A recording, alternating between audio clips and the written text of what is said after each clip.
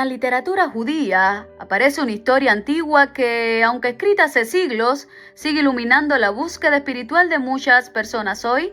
El Talmud cuenta que un hombre no judío caminaba un día cerca de una casa de estudio. Desde adentro, escuchó a los sabios hablando de la vestimenta del Cohen Gadol, el gran sacerdote del pueblo de Israel. No entendía todo lo que oía, pero algo en aquellas palabras, la belleza, la profundidad, la solemnidad del ritual, encendió en él un deseo inesperado: acercarse al judaísmo. Movido por esta chispa, fue a consultar a los sabios. Primero encontró rechazo y dureza, luego halló paciencia, apertura y guía. Y en ese camino, la motivación superficial del comienzo se transformó en una búsqueda auténtica. Ya no quería honores ni títulos, quería comprender, aprender, vivir. Quería entrar con humildad en la historia milenaria que había escuchado desde aquella puerta entreabierta del Bet Midrash.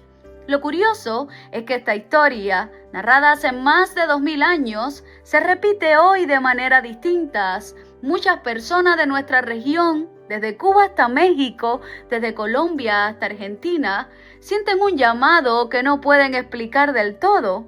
A veces llega por un libro, a veces por una clase, un encuentro, una palabra, un gesto o incluso un video que aparece sin buscarlo. Y aunque no nacieron en el pueblo judío, algo dentro de ellos le dice que hay ahí una verdad, un orden y una profundidad que quieren explorar. En cierto sentido, el caminante de la historia talmúdica y estas personas de hoy tienen algo en común. Escucharon una voz que no estaban buscando, pero que los encontró. Y uno de estos buscadores contemporáneos, mis queridos amigos, es Benjamin. La entrevista anterior compartió fragmentos de su historia, las primeras luces, las primeras dudas, las primeras preguntas, pero su proceso de conversión, la estructura interna del viaje espiritual, quedó pendiente. Y hoy, mis queridos amigos, hoy quiero retomar aquella antigua escena del Talmud para abrir esta conversación. Sí, como ese hombre anónimo escuchó algo que lo llevó a cambiar su vida, también Benjamin, desde nuestra propia región hispana, escuchó un llamado que lo hizo emprender un camino profundo, exigente, pero transformador. Y ese camino, su proceso de conversión, es lo que vamos a explorar hoy. Bienvenidos. Hola, ¿qué tal, queridos amigos? ¿Cómo están? Espero que se encuentren súper bien para la hora en la cual vayan a ver este vídeo. Bueno, les cuento que hoy tengo nuevamente conmigo a Benjamin. En la entrevista anterior, como ustedes sabrán, él compartió varios aspectos, ¿no?, de su vida, de su acercamiento al judaísmo y de lo que lo atrajo inicialmente. Primeramente, quiero ponerlos un poquito en contexto para las personas que van a llegar y bueno, no estén familiarizadas con el tema. Les cuento que en la entrevista anterior con Benjamin, él nos estuvo contando, ¿no?, sobre su acercamiento al judaísmo. Hablamos de ideas, de experiencias, también nos dio un poco de reflexión, pero hay algo importante que de parte de ustedes se despertó muchísima la curiosidad de cómo precisamente él llegó al judaísmo. Concretamente, ¿cómo fue su conversión? Esta fue una de las dudas que muchos de ustedes tuvieron. Generó muchísimas preguntas. ¿Cómo fue realmente su proceso de conversión? Él mencionó algunos detalles, pero no llegó a profundizar en su camino personal ni en las etapas que atravesó. Por eso hoy lo tenemos nuevamente por acá, para que por fin, ¿no?, podamos escuchar su historia completa. Queremos comprender cómo comenzó todo, cuáles fueron los primeros pasos, qué desafíos se encontró en el camino y cómo fue su proceso de transformación. Por eso, Benjamin, bienvenido acá. Déjenme subirlos por acá. Bienvenido, Benjamin. ¿Cómo estás? Muchas gracias. Contento, siempre feliz de poder conversar contigo y interesante las reacciones, ¿no?, que tuvo el primer video de la entrevista. Para mí fue una sorpresa, también un regalo, saber que de alguna manera en mi historia o parte, porque vamos a estar abordando más, ha sido de interés y también de inspiración y ha servido también para reconectar con viejos amigos. y sentí en la entrevista pasada, ¿no? Que de alguna manera era más importante dar el soltar a las personas que estuvieran un camino similar al mío a seguir. Pero también hemos visto que muchas personas se interesaron con conocer específicamente cómo fue mi proceso de acercamiento y bueno, de conversión al judaísmo. Y también hubieron algunas preguntas muy interesantes, que son preguntas de una calidad interesante, como por ejemplo una persona que preguntó qué hacía con el kashrut y temas similares. Esperemos que Baruch Hashem, que mi mente esté más centrada ahora para poder brindarles respuestas a estas preguntas. Y nada, aquí me tiene muy feliz y muy contento también de conversar contigo. Envío muchas bendiciones. Muchas gracias, Benjamin. Mira, increíble. Luego de esta entrevista, realmente nos unió muchísimo a muchas personas. Detrás aquí del telón voy a contar, Benjamin, que nosotros tenemos amistades en común, pero ya hacía tiempo, en mi caso personal, que yo no conversaba con estas personas. Está el caso de Abraham Meir, un amigo igual cubano que pronto lo tendremos por acá. Él también hizo su conversión al judaísmo, también él nos va a contar sus historias. Amistades que teníamos en común también de Santiago de Cuba, que son de origen cubano, pero que también se acercaron al judaísmo, hicieron su conversión. También las historias de esta familia se las voy a contar. Es increíble que después de esta entrevista, Benjamin, cómo nos volvimos a juntar de manera interesante. Y de eso se trata, ¿no? Que a través de estos medios podamos de alguna manera volvernos a encontrar en un mismo propósito, en un mismo sentido. Me gustó muchísimo hablar contigo, con Abraham Meir, con los amigos de Cuba. Y aquí quiero hacer un entre paréntesis para las personas que no saben. Es muy importante, Benjamin, contar y hacer partícipe también aquí a la comunidad de lo que estamos haciendo. Y me gustaría que me dieran unos minuticos antes de comenzar ya con la entrevista con Benjamin, contarles un poquito qué está pasando en Cuba. Bueno, la condición de Cuba es para las personas que no son cubanas y también para los cubanos, pero bueno, los cubanos están ya más familiarizados con este tema. Cuba ahora mismo está presentando un problema muy drástico con el tema sanitario. La realidad sanitaria de Cuba es muy precaria. Desde varios años, claro, esto no es de ahora, pero que ahora sí se ha ido agudizando. Y bueno, les puedo contar que ahora mismo está en una fase de deterioro estructural que afecta de manera directa el acceso a medicamentos, a insumos médicos, que son muy esenciales, y a servicios especializados. Y esto ustedes pueden ver en las noticias, donde diversos informes, digamos, internacionales, ¿no? Han de alguna manera señalado y han hecho visible la situación del país, la escasez de fármacos que hay actualmente, que son cosas elementales, básicas, que podemos encontrar en cualquier país desarrollado. Hoy en Cuba no la tiene, hay una insuficiencia de equipamiento hospitalario impresionante y bueno, y la precariedad de ciertos servicios que también se viven es algo para tomarlo en cuenta. Para muchas familias dentro del país, acceder a medicamentos, que es algo tan básico que cualquier ser humano en cualquier país normal, que funciona normalmente, puede acceder, pero en Cuba esto no sucede. Y lamentablemente hay muchas personas que hoy en Cuba están falleciendo por diversos virus que, como no tienen medicamento, obviamente no han podido salvar sus vidas. Este es el caso de una familia que me gustaría que Benjamin acá ahora nos contara un poquito del tema, de lo que estamos haciendo. Ya dentro de este marco del cual estoy hablando, tanto Benjamin como yo decidimos organizar, ¿no? Un fondo solidario destinado exclusivamente para acompañar a unas familias judías. Son 3 familias, ahora Benjamin nos va a contar un poquito, que se encuentran enfrentando una situación de salud delicada. Y que, bueno, debido al contexto nacional que ya les comenté, básicamente no tienen acceso a ciertos medicamentos que ellos requieren ahora mismo, cuidados, requieren estos medicamentos y que ahora mismo no lo tienen.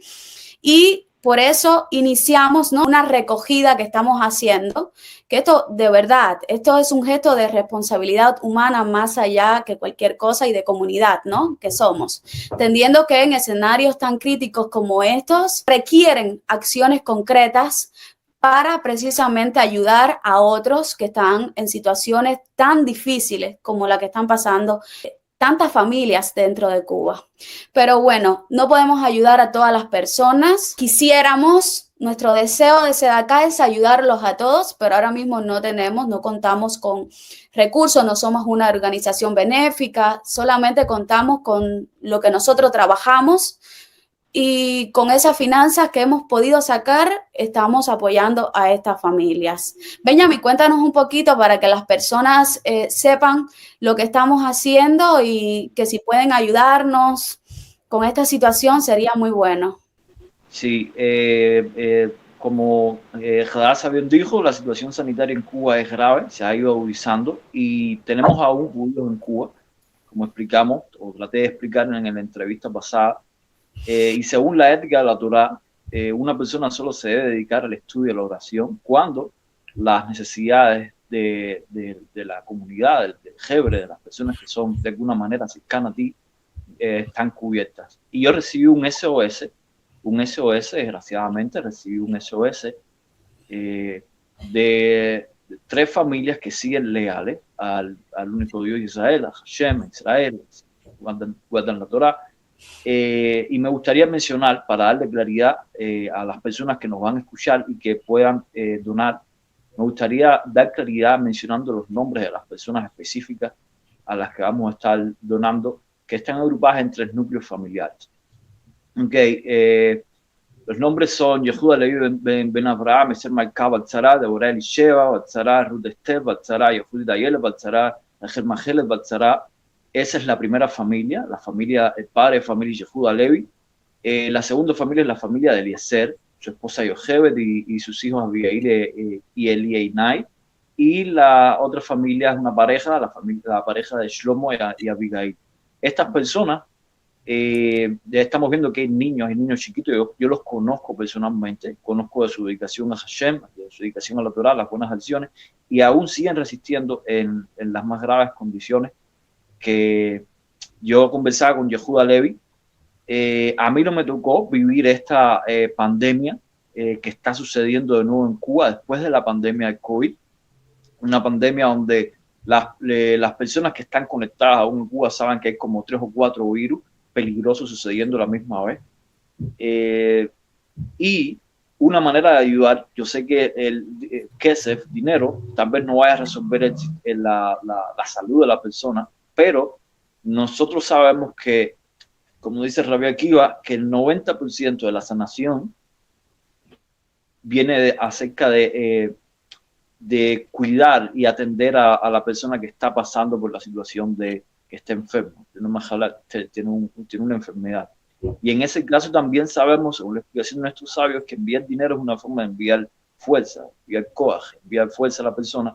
Y es de sentido común que sabe que cuando uno tiene un poco de dinero en Cuba, una de las cosas positivas en todo este contexto es que un poquitico tal vez de dinero que en estos países de Norteamérica no es significativo, no va a ser una ayuda sustancial a la sostenibilidad mensual de la persona. Y hemos establecido un objetivo de reunir $450. Ya tenemos un tercio de eso, gracias a Hashem, y estamos dando la oportunidad a cualquier persona que encuentre bien, que tenga la posibilidad de ayudar, a ver si podemos lograr este objetivo en una semana para poder enviar a cada una de estas familias equitativamente serían $150.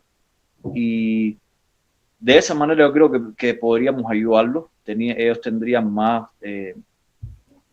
facilidades, ¿no?, de conseguir cualquier medicamento que se pueda conseguir en el mercado informal, comida, alimentación, que es muy importante, y también un poquitico de paz mental, al menos por un mes. Al menos por un mes, un poquitico más de paz mental, eso ayuda en la recuperación. Muchas bendiciones a todos los que nos van a estar escuchando y que Hashem ponga en su corazón y según sus posibilidades materiales también, ayudar a mis hermanos en Cuba y Baruch Hashem, siempre va a haber una salvación. A los hermanos en Cuba les digo, no se preocupen, Hashem siempre encuentra una manera de responder cuando ustedes siguen clamando, y es lo que están haciendo. Ustedes son héroes y siguen clamando y Hashem los va a escuchar y Hashem los va a responder. Entonces te paso la palabra. Gracias, Benjamin, porque de verdad esta iniciativa, al momento que Benjamin es una persona muy solidaria, y al momento de que estos hermanos le comentaron a él rápido me lo hizo llegar y bueno, en conjunto. Te agradezco por dar la posibilidad en tu plataforma de expresar esta campaña, hacer conocer esta campaña. De nuevo, es una campaña con un objetivo fijo y un tiempo limitado para un objetivo específico de 3 familias judías, personas que también ustedes van a ir conociendo, algunas de ellas que están en una necesidad. Muchas gracias a ti, Hadassi, y muchas gracias a todos los que nos puedan dar unos minuticos de su tiempo para escuchar. Sí, todas aquellas personas, ya sean lo que puedan, un pequeño gesto puede hacer grandes cosas. Hay una frase del Talmud que me encanta que dice que el que salva una vida está salvando el mundo entero. Y aunque sea pequeñito la ayuda, con lo mínimo, 5, 3 dólares, es algo que puede contribuir con estas familias. Como bien decía Benjamin, es un tiempo límite, no es algo que se va a dejar por un mes, nada que ver. Es algo muy, muy específico para una causa específica. Una semana vamos a tener allí puesta la campaña y nos vamos a encargar de hacerle llegar cada peso aquí a los hermanos en Cuba. Son 3 familias y van a ser $150 por cada familia. Y bueno, esto era lo que queríamos compartir con ustedes. También, por favor, manténganlos en las oraciones de estas familias. Van a estar los nombres allí en la descripción de este vídeo para que ustedes puedan orar por ellos. Y no solamente eso, algunas de esas familias van a estar por acá en el canal, que también ya tengo los videos que ellos me estuvieron mandando, la familia de Yochebed, que va a estar por acá. Bueno, Benjamin, ahora sí, vamos a nuestro tema, a nuestro asunto. Entremos directamente al tema que muchas personas quieren conocer de ti. Una vez, ¿no?, que aparece, digamos, este interés profundo por el judaísmo, en este contexto ya, ¿cuál fue ese primer paso práctico que diste cuando decidiste acercarte al proceso de conversión? ¿Cuál fue tu búsqueda? ¿Fuiste directamente a una comunidad? ¿Contactaste a algún rabino? ¿Cómo fue? ¿Cómo fue ese primer paso, Benjamin? Bueno, inicialmente necesito explicar de nuevo que en Cuba, y menos en aquellos tiempos, no existía acceso a Internet y no habían rabinos tampoco. En los 500 años de historia de Cuba, yo no sé si en algún momento de la historia, que como les estuve explicando resumidamente, la historia judía como tal comienza a partir de los 1900. Hubo algún rabino, no sé si hubo algún rabino en Cuba viviendo, un rabino nativo. Y las personas que viajan a Cuba son personas que viajan con motivos de vacaciones, así que es muy difícil poder responder positivamente en ese contexto si lo que primero hice fue ir a una comunidad, si lo que primero hice fue ir a contactar con un rabino. No, esto no fue lo primero que sucedió en mi caso. Realmente yo ni siquiera sabía que algo llamado Torah existía. Yo ni siquiera sabía que algo llamado Israel existía. Israel, la palabra Israel, la nación de Israel, estaba ligada en mi subconsciente a las noticias que ponían en Cuba acerca de todo lo que pasa en la situación con Israel, la guerra, en el contexto de la guerra Israel y Palestina. Y como todos saben, Cuba es una de las naciones que ataca a la nación de Israel por defenderse y por hacer lo que tienen que hacer para brindarle seguridad a sus ciudadanos y a su territorio. Pero yo realmente no estaba interesado en nada de eso. Lo que les quiero decir, amigos, es que Israel era una palabra que para mí no tenía un significado específico. Torah ni siquiera existía en mi mente. Yo no sabía nada. Yo fui educado en una familia mixta, pero que generalmente por la generación que le tocó vivir a mi generación previa, estuvo guiada hacia el materialismo científico, incluso con vinculaciones con el gobierno actual, es decir, la rama del gobierno que sigue en Cuba, de vinculaciones ideológicas, no muy grandes, pero más o menos por ahí vino mi educación. Una de las cosas positivas en la que fui educado es en la conciencia de trabajar duro, ser un buen estudiante para adquirir una buena profesión y, bueno, y ser un hombre de bien. Sin embargo, esto no fue suficiente. Yo, a la edad de aproximadamente 19 años, cuando yo termino mi bachillerato, con una carrera técnica también, yo soy técnico informático, comienzo a hacerme ciertas preguntas existenciales, ¿no? Es decir, me han educado para que estudie, para que alcance un buen trabajo y ahora estoy entrando a un ecosistema de trabajo donde todo el mundo sabe que en Cuba que no te pagan lo suficiente para vivir, es decir, que no hay disfrute de tu salario, donde voy a tener 2 veces al año unas vacaciones y después de X cantidad de años voy a morir. Esto no puede ser la vida. Y este movimiento, esta reflexión, este paso de adolescente a joven adulto, que todas las personas tienen, comenzó un proceso interior de preguntas, de crecimiento, de madurez, digo yo, en el que yo comencé a estudiar, comencé a leer.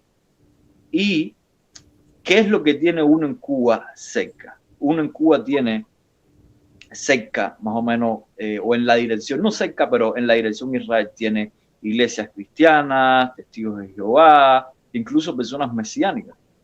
Todos estos grupos que de alguna manera están poniendo en el front-end de la palabra Israel, fue donde yo por primera vez empecé a escuchar Israel, Israel, Israel, Israel.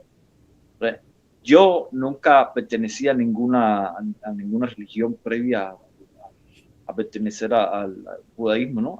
Al hacer conversión, a convertirme a judío, pero sí en el contexto de barrio que se vive en Cuba, siempre una persona tenía amistades, tenía conocidos, no amistades, pero personas conocidas que pertenecían a estas religiones y siempre estaban hablando y siempre estaban debatiendo uno con los otros, los testigos con los cristianos y los cristianos con los mesiánicos.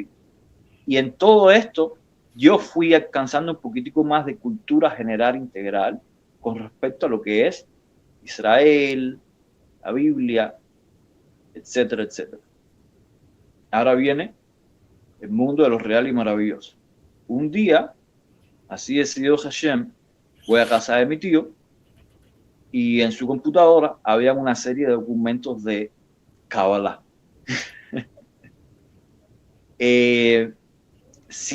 Habiendo sido educado en una familia materialista científica, la opinión que yo tenía acerca de la Biblia, en aquel momento ni siquiera no era Biblia, es que era un documento de religión atrasado, que no tenía un contexto, que no podía ser útil para el día a día, superstición es mala. Pero cuando comienzo a leer estas cosas que empiezan a hablar de que hay un código en la Torá, que hay 4 niveles de interpretación, me comienza a interesar un poquitico más ya. Y ya entonces comienzo a ver lo que está escrito como un mundo con infinitas dimensiones. Tal vez hayan 4, pero para mí en ese momento que ni siquiera podía entender la primera, que es el hebreo, el nivel de Peshat, de los comentaristas, los mefarshim también, ni si yo no sabía nada de esto. Comienza a ser muy interesante. Y un segundito, una emergencia técnica aquí.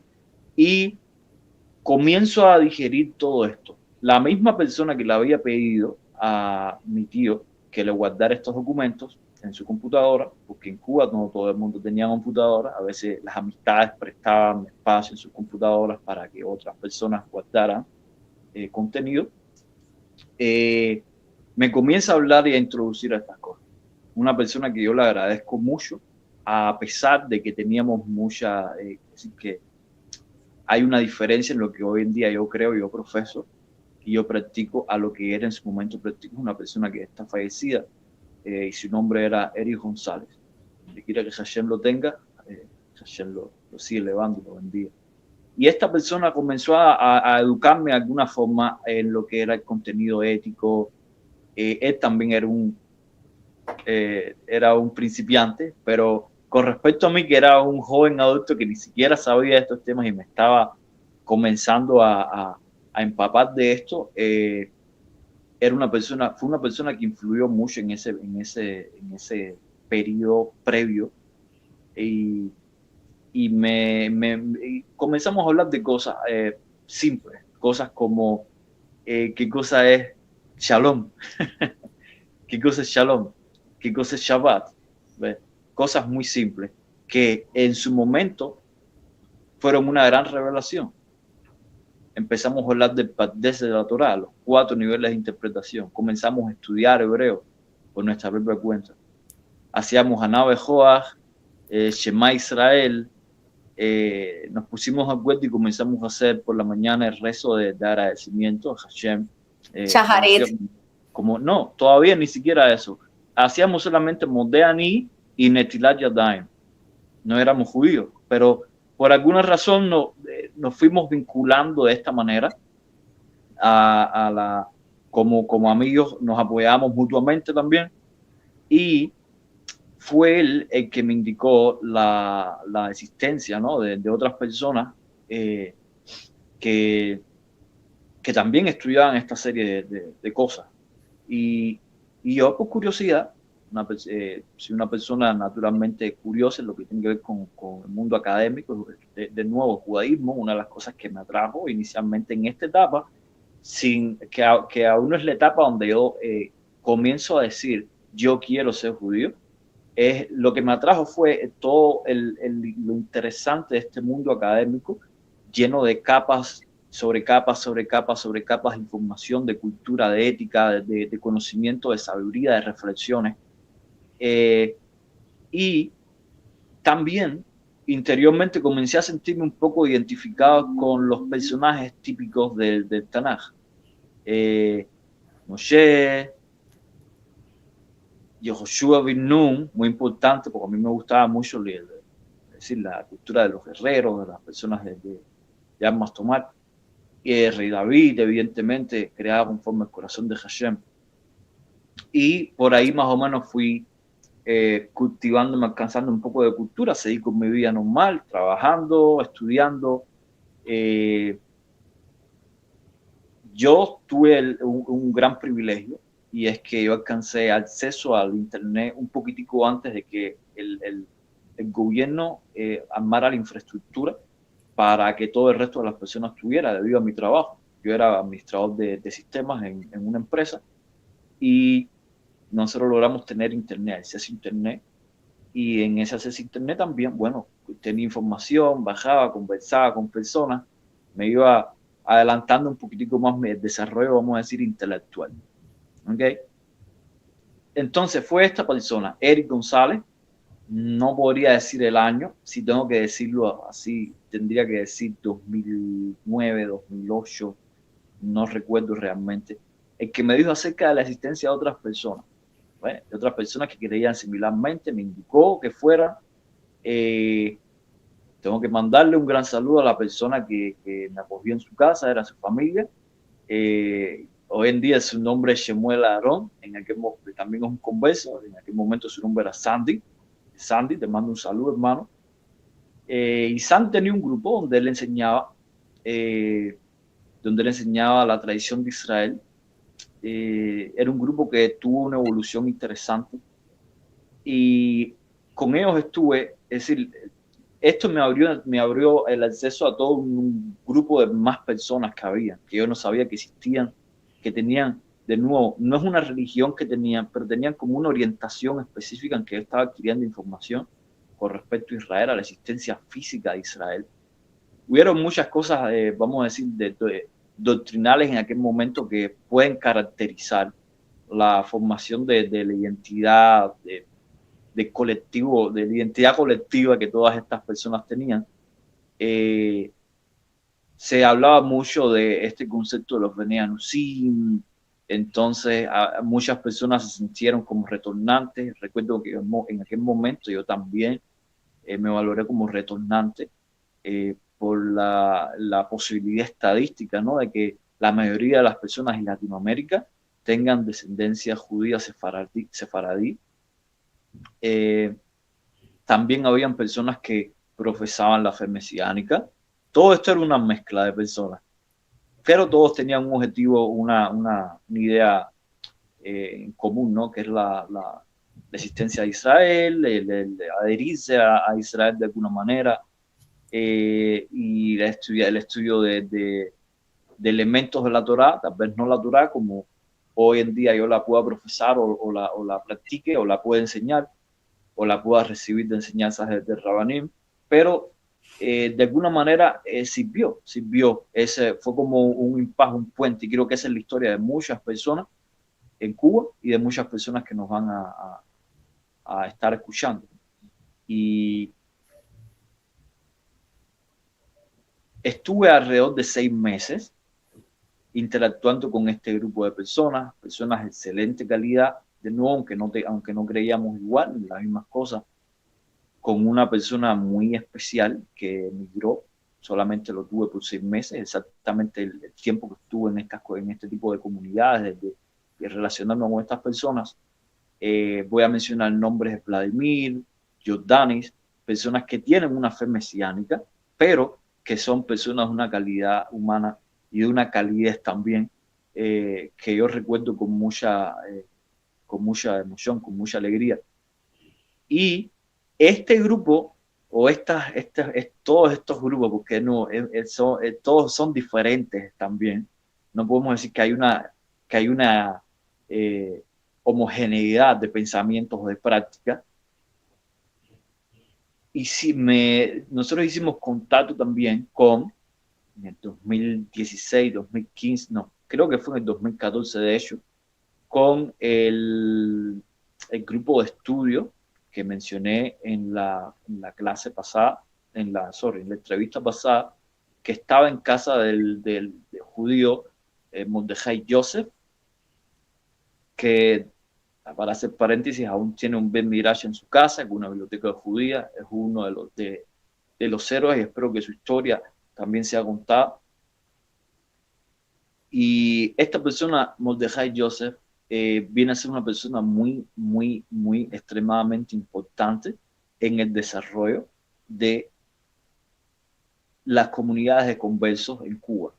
Ya este grupo venía ya con una estructura y una consolidación y un refinamiento superior a todo lo demás que existía. Ya este grupo se adhirió a la práctica de la halajá, de la Torá y las mitzvot, de una forma decidida. Ya enseñaba, lo llevaba a mitzvot Benir Noah, el concepto de que tú no tienes que convertirte. Ya, disculpen a aquellas personas que me puedan estar escuchando, con las que yo pueda tener alguna diferencia de creencia, ya este grupo ya entendía que Jesús o Yeshua o lo que sea, no era el Mesías, no fue el Mesías, y no era Dios o lo que sea, y ya era un grupo ya donde había una cierta formación y un cierto refinamiento cultural, ¿ves? También en este grupo los backgrounds eran mixtos, había personas que eran realmente retornantes, que tenían no solo antepasados de los Bnei Anusim o claims de tener antepasados de los Bnei Anusim, pero tenían familiares que eran judíos, sí, familiares que ellos podían decir, esta persona es judío, y tenían entonces esta conexión ya más cercana a su ancestoría y a la nación de Israel de un punto de vista etnológico, no solamente religioso. Y en este grupo, cuando yo entré, yo supe automáticamente, este es el lugar donde Hashem quería que yo llegara. ¿Okay?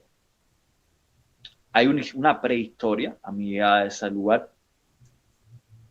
De nuevo, aproximadamente en 2014, creo que estoy calculándolo por la operación Bote Protector, que fue en el 2014 en Israel. Israel entró a Gaza, tuvo que entrar a Gaza. Y aquí, en este grupo, se enseñaba de nuevo alajá judía, alajá noájida, Shemamif Ben Noach, se enseñaba hebreo, se enseñaba musar, y se practicaba la religión. Hubieron ciertas preguntas que me llamaron la atención y no quiero pasar por alto responderlas. De nuestra primera entrevista, una persona que preguntó: ¿y cómo ustedes guardaban? ¿Cómo hacían para la comida kosher? ¿Cómo hacían? Bueno, cuando habían personas que tenían años. De Jai Yosef, creo que tenía 10 años antes que yo llegara ahí. Una persona, Hashem lo siga bendiciendo con muchos más años, de una edad avanzada también. En Cuba no se comía carne. Los judíos de Cuba, la comunidad de conversos, lo que sería luego la comunidad de conversos, no se comía carne, porque no había carne kosher. En Cuba se comía par. En Cuba no se comía en la calle, no se comía pizza en la calle, no se tomaba un refresco, no se hacía esto. Si se compraba algo en la calle eran frutas, bananas, plátanos, cosas que venían ya creadas por Hashem directamente sin que la mano del hombre las tocara, ¿no? Porque teníamos esta conciencia de kashrut es la primera línea de batalla si una persona quiere conectar con Hashem de una manera específica. No es que si tú no comes kasher, tú no conectas con Hashem. Toda la creación para existir tiene que estar obligada, estando siendo creada por Hashem. Es decir, que hay una conexión. ¿Ves? La palabra kasher, si me permiten el paréntesis, está ligada, es la misma palabra que en hebreo se usa para llamada telefónica. Es una conexión, leit kasher. En hebreo moderno significa llamar por teléfono. ¿Ves? Entonces, kesher también, es un puente, es una conexión con Hashem. Entonces, kasher no significa solamente lo que es permitido y prohibido, sino lo que te conecta o lo que no te conecta. ¿Con qué? Con el alma divina. Con el alma divina, algún día a veces de ayer retomemos las clases de Dani, podamos hablar de la existencia de dos almas, el alma animal y el alma divina. Y esta alma divina es como una princesa, ¿no? Es una cosa muy sensible, con la que si tú quieres relacionarte, tú tienes que hacer ciertas cosas específicas. ¿Ves? No puedes, tienes que elevar tu estado con tus acciones, tu pensamiento y tus palabras, de ser un campesino, una persona Buda que trabaja con sus manos, que también es importante existir de esa manera, a llegar a ser un príncipe, una persona que pueda relacionarse con una princesa, con la Neshama Yetera, con el alma divina. Y la primera línea es el kashrut. Okay. Nosotros no hacíamos Bishuk Goy. Bishuk Goy es una prohibición de la Torah con la que nos enseñan que la persona judía no debe ingerir alimentos que hayan sido cocinados por una persona que no es judía. No es un problema ¿cómo decir? De discriminación. De segregación, exacto, no es un problema de segregación. Simplemente Israel es una nación que fue escogida específicamente para hacer algo, y para eso tienen leyes específicas. Okay. Yo en algún momento, hace mucho tiempo, yo comparaba a los Talmidei Jajamim con esas personas que en el antiguo Japón hacían las katanas, ¿no? Que eran personas sagradas, que nadie los podía, que solamente existían, que estaban dedicados, que es una de las interpretaciones de la palabra Kedushá o Kadosh, santidad, es una persona que está dedicada. Entonces, la santidad de una persona judía de la nación de Israel depende del apoyo también de personas no judías que estuvieron muy presentes alrededor de mí. Cuando nosotros leemos la historia de la conversión de Abraham Avino, la conversión de Abraham el patriarca, también fue un ger, es el padre de todos los gerim. Él fue y solamente se circuncidó, dice la Torah, en la heredad de su amigo Mamre, en el encinar de Mamre. Mamre era una persona con no judía, pero una persona que quería tanto orar, era tan buen amigo que le proporcionó espacio y le proporcionó libertad de pensamiento, que muchas veces es importante. Y bueno, en Cuba, regresando al track, no se comía carne porque no había un shochet, un carnicero judío que sacrificara la comida, los animales, las limpiara, igualmente es una ley judía. No hay industrias judías, por lo tanto no se puede comer en la calle. Uno encontraba productos kasher de manera esporádica y evidentemente por designio de Hashem, unas matzah que el gobierno desvió de la misión de Chabad y las puso en las tiendas. Había una tiendecita judía en aquel momento de un proyecto anterior que tuvo la comunidad hebrea de Cuba, que se encontraba esa tienda en La Habana Vieja, frente al Hotel Regel, donde entre los pocos productos que vendían, uno de mucha calidad, kasher, era vino, un vino que cuando llegué a este país yo entendí que era un vino, vino de los pobres, no un vino muy barato, un vino que casi nadie compra, porque o sí compran, pero no es un vino que sea, pero el cubano cuando compraba ese vino lo hacía durar 4 meses, 4 semanas, ¿ves? Porque le costaba adquirirlo monetariamente y solamente iba a ser usado para hacer el Kiddush de Shabbat en la noche de Shabbat y en la segunda seudá de Shabbat, la del día, o en las Hafdalayas se usaba cerveza porque según las halajás se puede, y si no tenías una bebida alcohólica pan, con el objetivo de guardar el vino solamente para la noche de Shabbat, para hacer el Kiddush, para que tuviera esa calidad, ¿no? Y esta y otras muchas cosas más son testimonios, ¿no? Que forman parte de la historia, no solamente mía, sino de muchas otras personas más, de cómo en Cuba se guardaba kashrut al 100%, aún que las condiciones estuvieran muy estrictas, no hay ninguna justificación y sí se puede, y es mucho más fácil cuando las personas se ponen de acuerdo para colaborar entre ellas, porque de pronto, me acuerdo que la hora Rabí Córdoba en su casa, Hashem bendiga a su familia, Hashem bendiga a su esposa Nehama, ellos hacían yogur, hacían queso, pues, si compraban, conseguían la leche o la adquirían, en Cuba sí se tomaba jalaf akum, la leche que fue sacada por una persona no judía, es permitida, según la ley judía, no es la más alta calidad, según la halajá, pero es permitida, es kasher. Y ellos hacían queso porque también hay formas no kasher de hacer queso y no querían comprometerse con eso, con el riesgo, y tomaban toda esta serie de precauciones para poder alimentar y educar a su hijo. No querían enviar a su hijo a la escuela pública para que no le enseñaran, no sé, a la apostasía, todas esas cosas. Tenían una serie de compromiso con Hashem que era sagrado y peligroso tenerlo en Cuba, porque tenían no solo oposición de la familia. En mi caso, voy a retornar a mí, ya hoy podrá contar su experiencia algún día, si Hashem lo permite así. Le envío muchas bendiciones y que le envíe mucha parnasá, mucho briut, mucha fuerza en la tierra de Israel. Y Benjamin, haciendo una salvedad, hablando de Rack Córdoba, que espero un momento tenerlo por acá, ya hemos estado en comunicación por interno. El hijo de Rack Córdoba fue hasta ahora, en la historia del judaísmo en Cuba, ha sido el único niño que no ha ido a la escuela.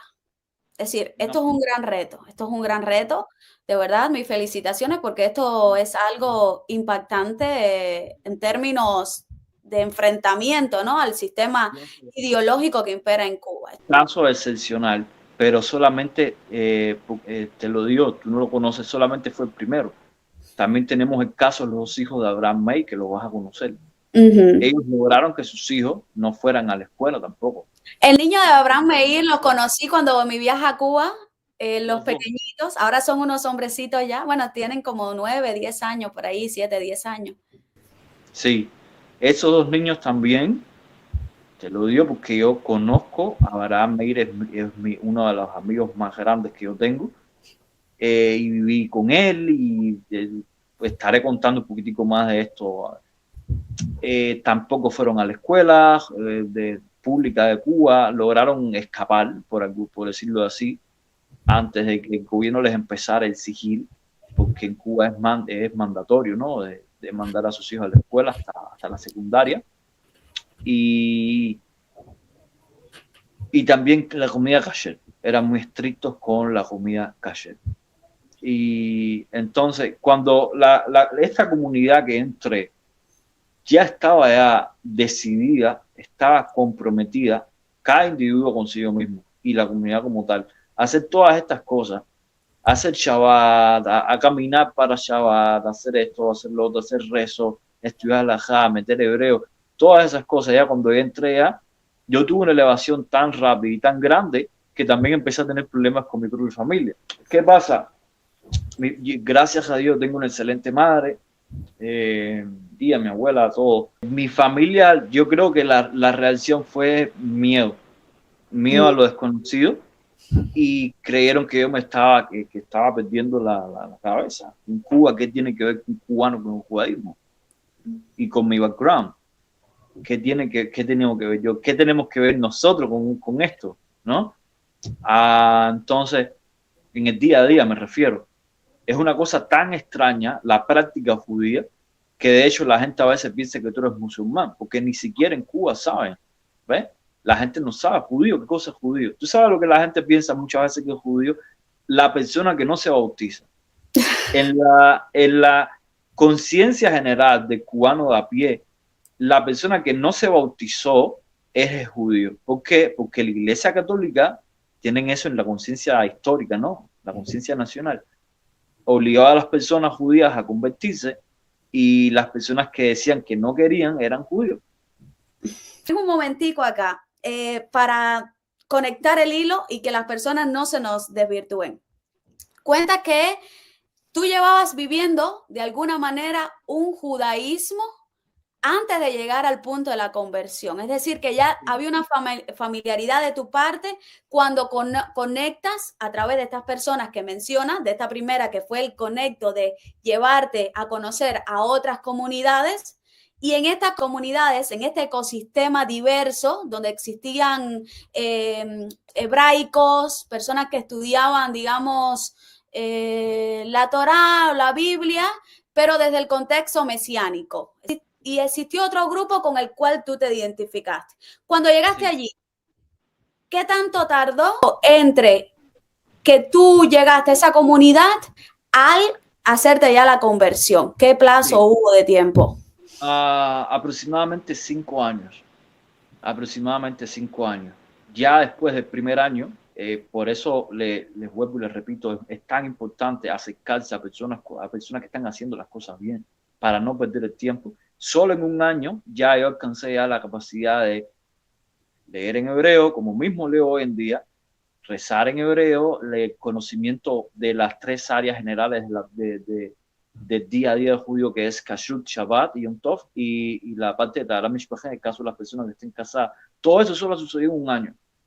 Wow. Okay. Ya el avance, lo demás, desde aquel momento hasta ahora ha sido, y es una tarea toda la vida, el refinamiento de lo que alcanzaste en un primer periodo. Pero desde que yo entré a esa casa, a la casa de Mordejai Yosef, bendiciones de nuevo para él y para saber que es tu esposa Miriam, hasta que yo convertí, aproximadamente creo que pasaron 5 años. Es decir, 5 años donde nosotros no teníamos ninguna, desde el punto de vista materialista, realista, perspectiva de hacer ninguna conversión en Cuba. En 500 años de la historia de Cuba, nunca hubo una conversión al judaísmo ortodoxo, que es en la que yo me convertí por rabinos ortodoxos, como dice la ley judía. Vamos a entrar después en este tema polémico, si en algún otro momento, en otro video. Nunca hubo una conversión que yo sepa. Si hubo, quisiera conocerla, hasta que nosotros nos convertimos. Así que nosotros, en 500 años de la historia conocida de una nación, la nación cubana, nosotros rompimos como pioneros, como los primeros en lograr, dentro del territorio nacional, que 3 dayanim, 3 jueces de Israel, o 3 personas capaces de hacer una conversión, personas temerosas de Hashem, entraran al país y hicieran conversiones en Cuba, y también casaran a las parejas. Todo el mundo sabe que en la religión judía un hombre y una mujer que no están casados no deben convivir. Y según la religión judía, cuando tú te conviertes, las parejas tienen que hacer la ceremonia, ¿no? de boda. Todas estas cosas se lograron hacer con sacrificio, con el apoyo de esa comunidad de cubanos que nos estuvo respondiendo por Isaac desde Miami, con el apoyo de Baruch, y los sponsors de los rabinos, ¿no? Y mucho secretismo porque las autoridades no pueden saber. Las autoridades tienen una atención no positiva de manera informal contra las cosas judías, cualquier cosa judía. Y los rabinos entran realmente hablando con una visa turística que no les permitiría, ahí está la trampa, como el gobierno opera, ¿no? Opera a través de la ley. No les permite hacer ninguna actividad religiosa. Y todas estas cosas ellos lo hicieron.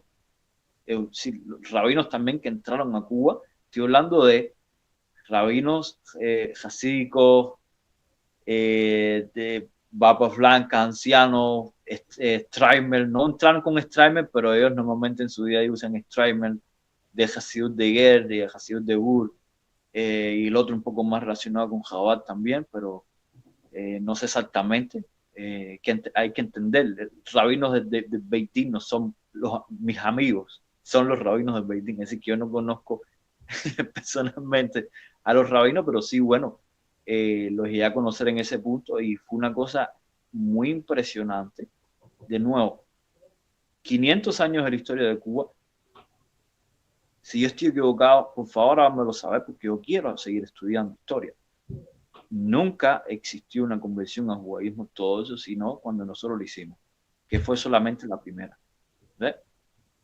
¿Cómo llegó a suceder esto? Se los dije en el primer video y no se los dije para hacerlo sentir bien. Hashem. Hashem va a hacer que dos personas se encuentren, que una persona le hable a otra. Y cuando esta comunidad de judíos de Miami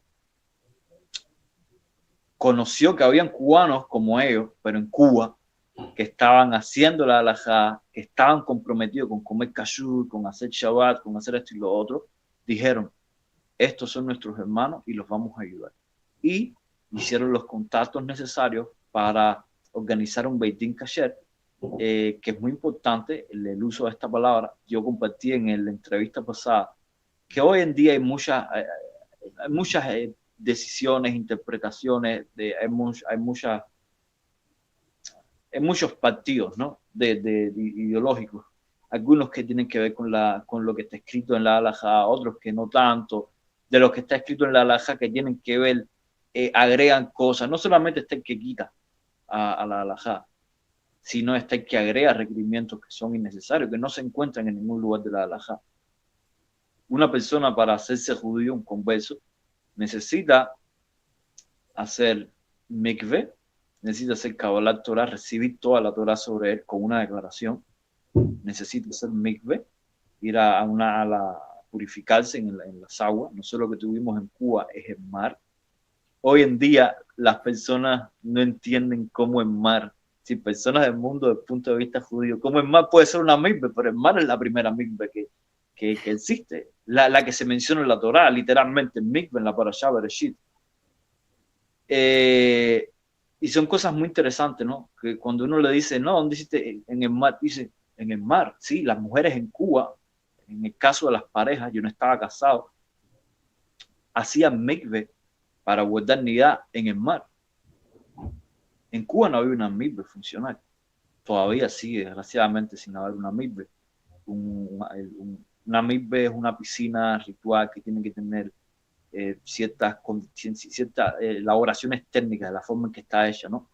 Para que sea considerada como un cuerpo de agua. Y el cuerpo de agua original vienen siendo los mares, los lagos. Increíble, Benjamin, porque la palabra mikveh comienza con la men, y la men tiene también raíz con maín, o sea, comienza la palabra maín, que lo que significa en hebreo es agua. O sea, okay. Agua, maín, agua.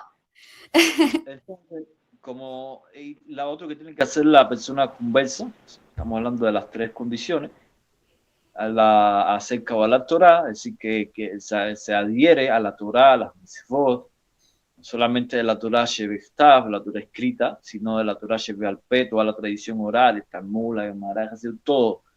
Okay. La Emuná Jajamín, la fe en los sabios, en los Dayanim, todo es parte de una sola cosa. Y tiene que hacer mikveh, y si es un hombre, tiene que hacer Brit Milá, el pacto de la circuncisión que hizo el patriarca Abraham, y si ya se hizo la circuncisión en el hospital normal, la solución halálgica, que también es parte de la halajá, que fue la que se hizo, es hacer Hatanat Brit, pues una agujita y saca un tilín de sangre. En tu caso, ¿cómo fue? A ver, queremos saber un poquito de tu caso. En tu caso, ya cuando estas personas de Miami, para contar un poquito y seguir el hilo, cuando las personas, estos judíos de Miami, supieron de que en Cuba habían personas que aún no eran convertidos al judaísmo, pero que prácticamente llevaban una vida de Torah y viviendo y conociendo de la Torah, la halajá, por sus propios medios. Ahora, cuando ellos saben esto, mandan a un beidín, reúnen un beidín, un grupo de judíos, y los envían a Cuba. Y ahí es donde conectan con ustedes, que según lo que me dices, fueron los primeros. Ahora, en ese proceso, ¿qué hiciste en esa ceremonia que se hace? ¿Te hicieron ¿cómo fue? ¿Cómo fue la circuncisión?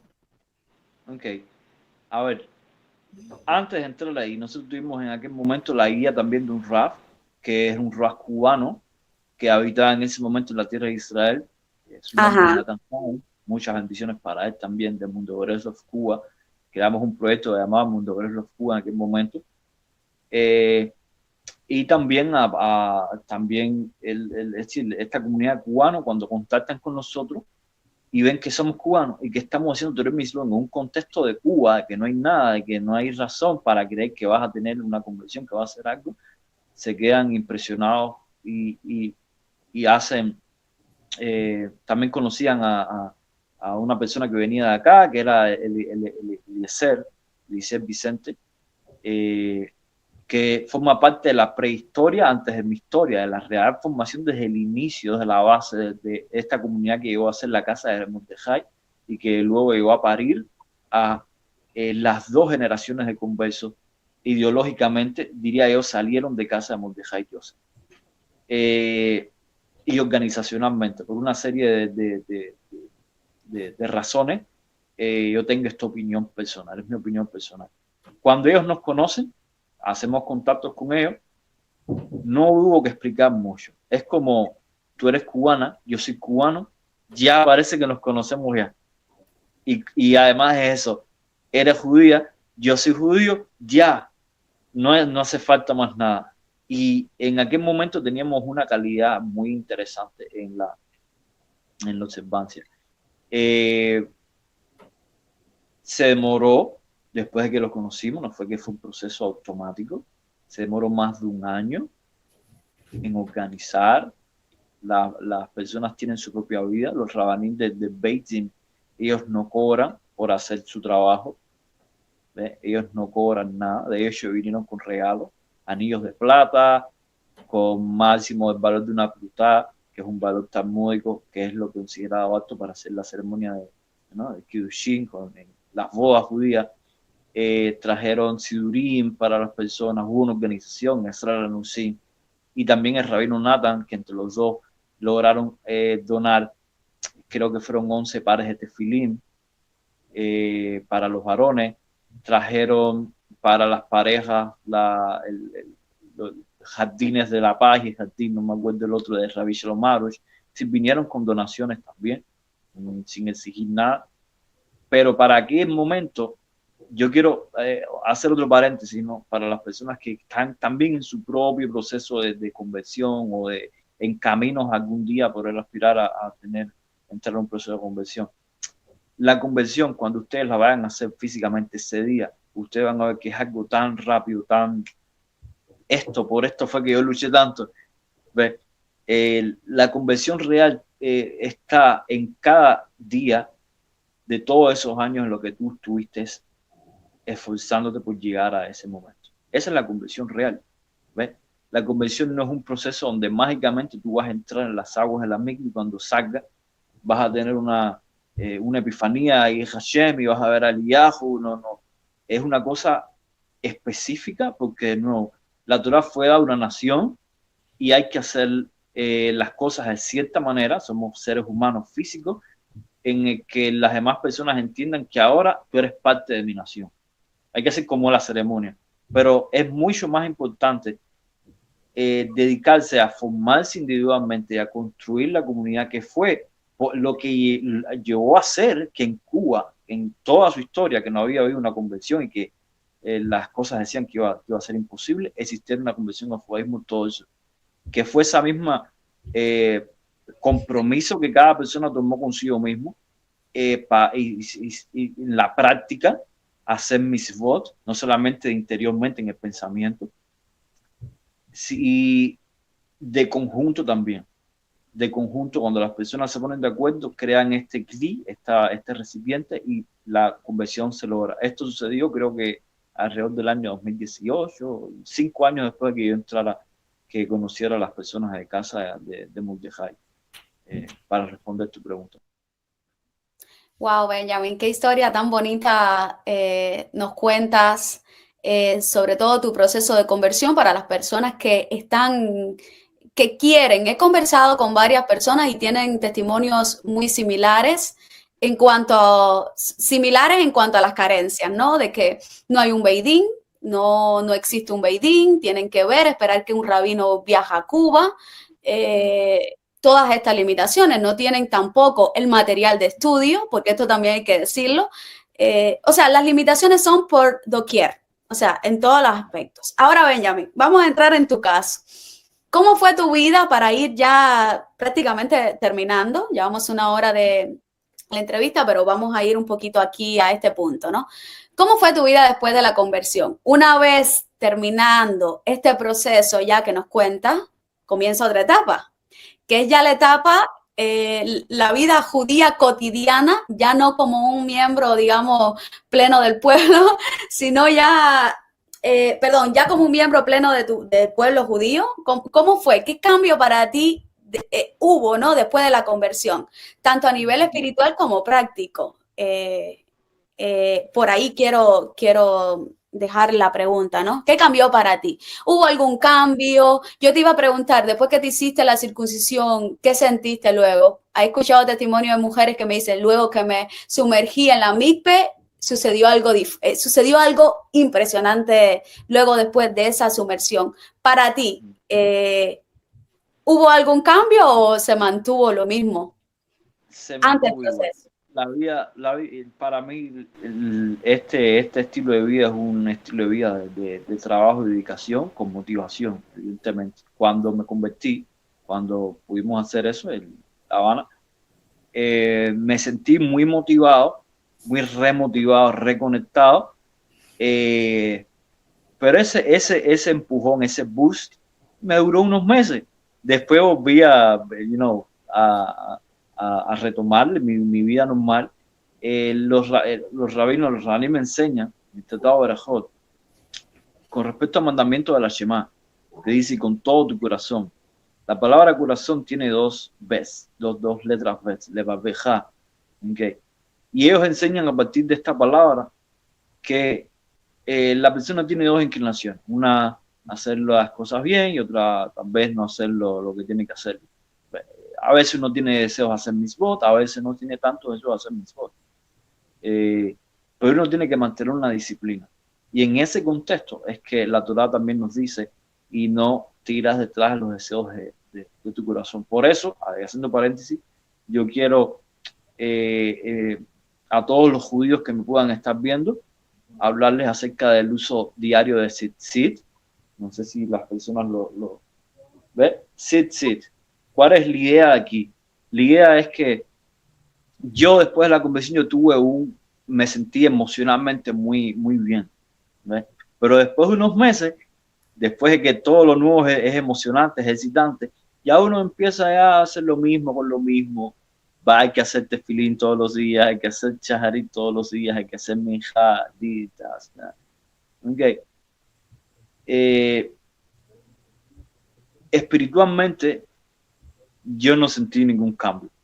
Again, lo más importante no es el día que uno hace la conversión, sino la vida como tal, como uno la maneja. ¿Ves? Lo más importante no es concentrarse si hay o no Beitín, si hay esto o lo otro, sino lo único que les puedo decir, porque fue mi experiencia. Yo no soy, si fuera un rabino les hablaría como un rabino, tengo que hablar como una persona común, a partir de mi experiencia. Nosotros estábamos, en un buen sentido del uso de la palabra, locos. ¿Ves? No era racional tener judaísmo en Cuba, vivir como judío en Cuba. No era racional porque ni siquiera éramos judíos. ¿Ves? No era racional porque tal vez no íbamos a llegar a ser judíos. Pero nosotros no sabíamos esto. Es como esa metáfora que, tomando a la mariposa como ejemplo, que dice que la mariposa no es una criatura que es aerodinámica, supuestamente no debería volar, ¿no? Pero ella no lo sabe y tú la ves volando por todas partes. Es decir, así éramos nosotros, y eso es lo que ustedes deben hacer. Purifiquen su corazón, lleguen a ser inocentes como los niños, a conectarse con lo que a ustedes les gusta hacer, que es la Torah y los mitzvot. Si les gusta, están en ese camino de conversión, y recién encuentra la manera. Busca a la gente que piense igual que tú, únanse, y ustedes van a ver, porque eso fue lo que hicimos, ¿no? lo que sucedió. No sucedió de la noche a la mañana, pero las personas tampoco están sentadas en cuándo va a suceder. Este pensamiento materialista tal vez en algún contexto funcione, pero en Cuba o en lugares similares, en lugares donde hay oposición, no va a funcionar desde mi punto de vista.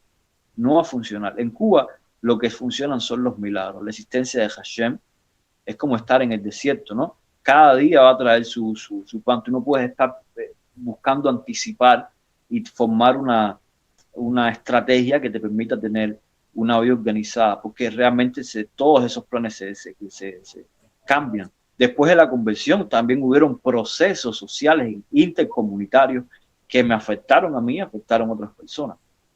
Es decir, que la comunidad evolucionó con la emigración de personas, evolucionó con una segunda generación de conversión, una segunda conversión que se hizo, evolucionó con la pandemia de COVID y todo lo que sucedió económicamente, y aún sigue evolucionando.